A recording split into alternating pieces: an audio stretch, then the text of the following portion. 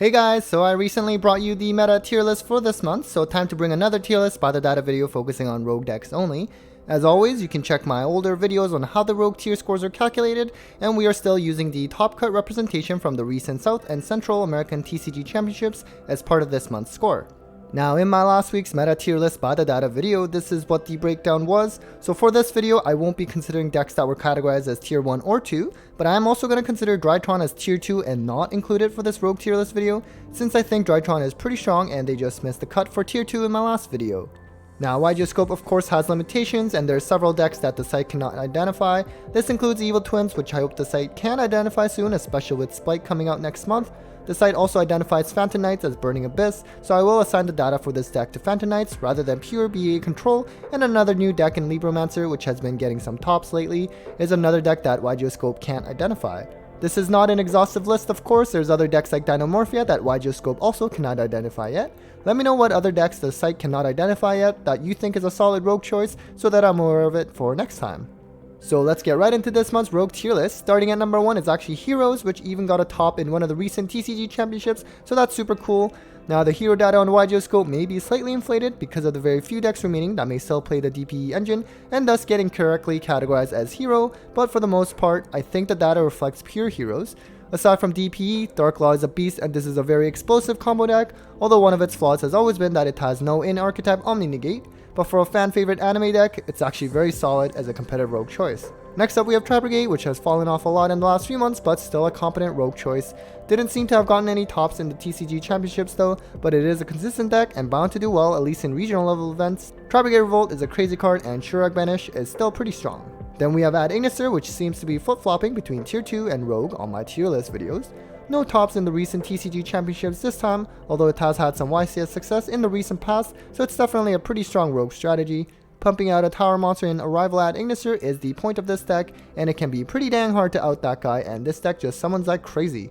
Next we have Phantom Knights, which sadly is no longer in the tier 1 or 2 talks after the ban of Anaconda. Once thought to be the best deck of the format, which never actually ended up happening, the deck still has Brave Token cards at least, although the deck's weakness has been its brickiness. Has a lot of cool Xyz plays though, and has a balance of putting up interruptions through monster effects and back row and fog blades. It even had a top in the TCG championship, which I believe utilized the Punk engine. Starting off tier B of rogue is Dinos. No TCG championship top cut though, and I'm not sure the last time this deck topped a premier event, but I don't think it was that long ago. Still a solid rogue choice, and with Lancia not really being played, at least the deck can do most of its plays. UCT is still one of the best boss monsters ever printed, and this deck can tear through boards. Next we have Mystic Mindburn, which as a pure strategy is straight up toxic, but of course you have a variety of other decks that utilize Mystic Mind as a big strategy as well, most notably Sky Striker.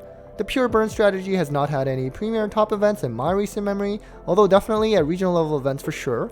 I guess some would joke that Mindburn won the YCS recently with that striker list. After that we have Altergeist, which has been a popular rogue choice for a long time now, but seems to have fallen off more than usual lately. The win percentage in the last 7 days at 56% is honestly pretty solid, and while it did not have any TCG championship tops recently, I'm sure you're bound to see this trap heavy deck top some regional events at the very least. Then we have a deck that's really fallen off the last couple formats, and that is Dogmatica Invoked. It's an easy deck to pilot, and I think it would be a good deck to start off for new players, but its 45% match win percentage in the last 7 days is pretty terrible. The branded cards really help this deck, but admittedly there are better branded variants out there. A deck that is very synonymous with Dogmatica Invoked is Shaddoll, and this may be more of a trap heavy Shaddoll variant that Pack popularized, or perhaps it's branded Shaddoll or a mixture of both. Also showing a pretty bad win percentage, but Shaddoll is a favorite for many and has at least seen a lot of resurgence since the release of the structure deck a couple of years ago. After that is another fan favorite deck in Orcust, which actually had a really solid win percentage at 57%. While many hope that Harp Horror can come back, and I think it can, especially considering that Engage even came back a while back, and that card got banned at the same time as Harp did, Orcust has a great grind game, and Babel is one of the best and unique field spells out there, and I think this is still a solid rogue choice. Now moving on to tier C, we are starting with Machina Infinitrax / Earth Machines. No top cut from the TCG championships though, but it is a pretty strong rogue choice and has a beefy boss monster that can revive itself, and also the deck plays around skill drain really well. Usually tends to be droll prone, and droll is starting to become popular again, but realistically what rogue deck isn't prone to droll? After that we have Subterror, a 1-sphere deck with a great grind game.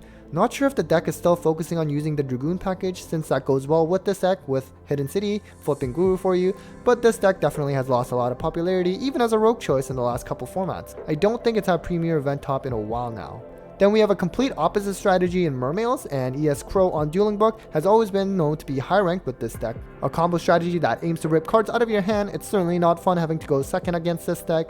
Its 57% match win percentage in the last 7 days is pretty impressive as well, and it's a deck that you can bling out hard in terms of rarity. Following that, we have Mech Knights, which at least a year ago was always one of the best rogue options, at least on Dueling Book, but has fallen off nowadays. It's a going second strategy and has changed the way how we place cards on our field so that they don't all line up in the same column. Not only does the deck break boards, but it has a good grind game with their back row trying to negate your monster and back row effects by moving their monsters in the same column as your cards.